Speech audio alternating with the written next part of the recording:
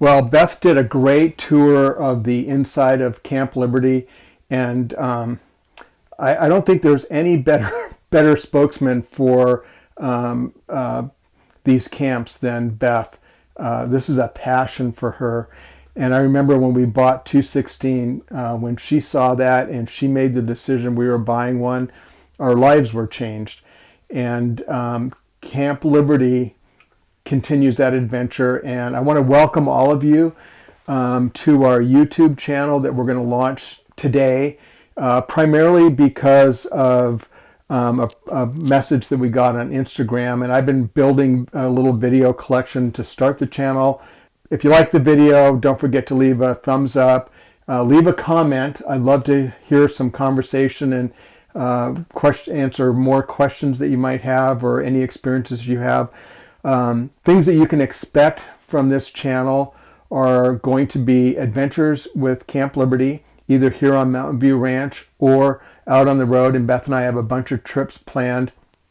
You'll also see some tips and tricks that we've come up with as we've learned to live with this sheep camp that will be applicable if you end up with a sheep camp or even with your own RV. And if you have any tips or tricks that you do with your RV, please share them with us, because we are learning and there's tons of stuff to learn. I'm going to walk up a little bit towards that electronic panel. Beth did a great job explaining that, but I thought I would just kind of give a little bit more detail, and then we're going to step outside.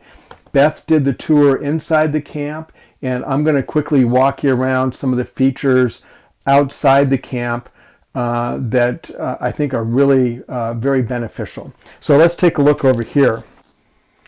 All right, let's shed a little light on this area first.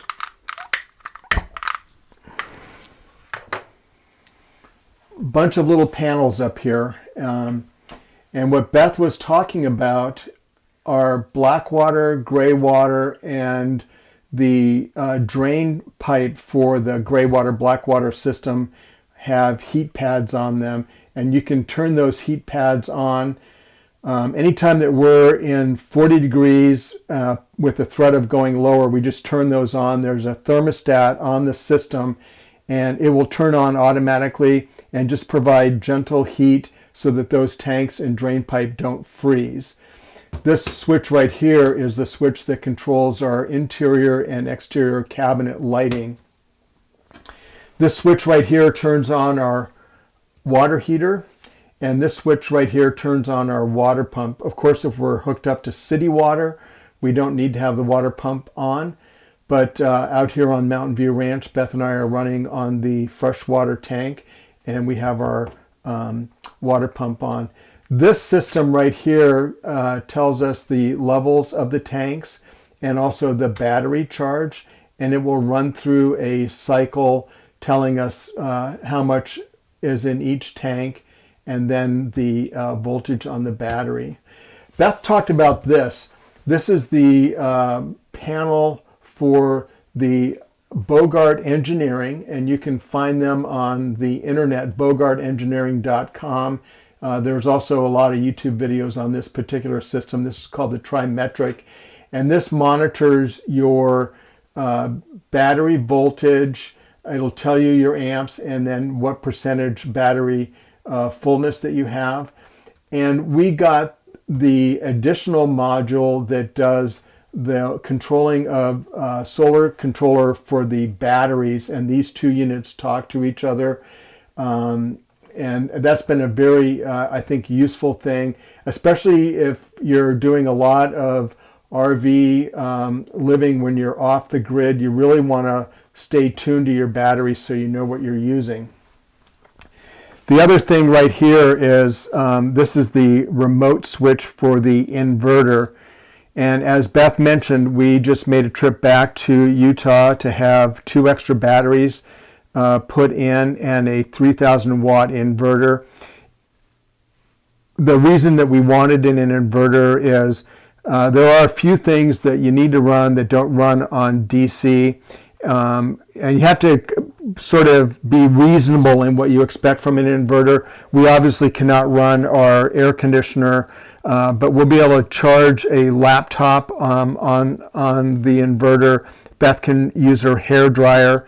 I'm pretty sure that she can run her Instant Pot on the inverter, and the Swiffer can run on the inverter.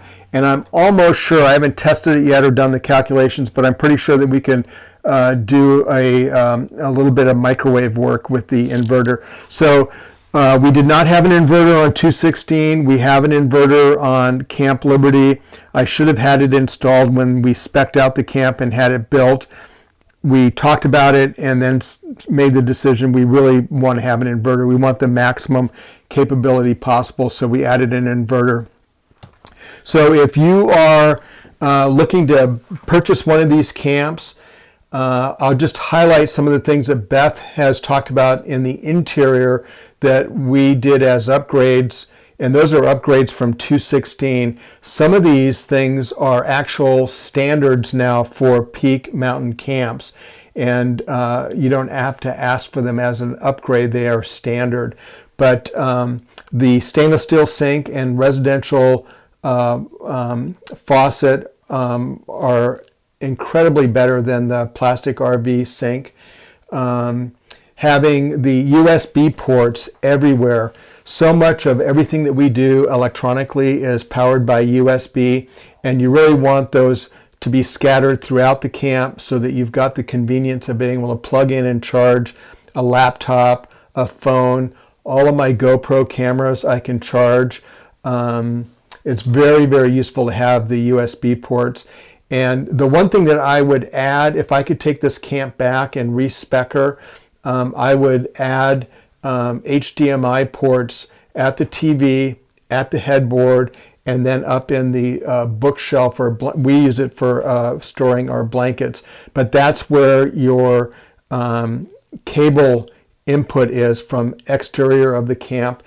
We've used the cable a few times when we've been at RV parks, but quite honestly, our routine in Camp Liberty is streaming on either a laptop, iPad, or an iPhone. And we do all of that directly to the TV via HDMI cable. So having the ability, if you were in bed, to plug your phone or iPad in at the headboard and have it be hooked into the TV without having to run a bunch of cables everywhere would be nice. So that's what I would for sure add. I would add the Bogart Engineering panel. I would for sure get 4 batteries, not 2, and I would add an inverter. If you don't do that stuff, you're going to be going back later and having it added or doing it yourself. All the other things are just super helpful, and I think I can't say 100%, but this is this is a Solitude XL model, and a lot of these things I believe are standard. But the stainless steel surround and the very nice oven and stove cooktop that Beth likes are standard. And so is this larger refrigerator. In Camp 216, we had a smaller refrigerator, and this one is so nice. You just really feel comfortable and like you're at home. So, and as Beth said, it is not a camp without a wood stove, a Humphreys gas lamp, horseshoes, and the iconic Dutch door.